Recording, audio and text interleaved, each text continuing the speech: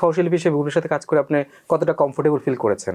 আমাদের এখানে প্রচলিত ধারণা হচ্ছে যার সঙ্গে আমি কখনো কাজ করি নাই তার সঙ্গে কাজ করতে গেলে একটা একটা কি বলবো আনকমফোর্টেবল ফিল করব আমি, কিংবা আমার ভালো লাগবে না, এটা সেটা তৈরি হবে।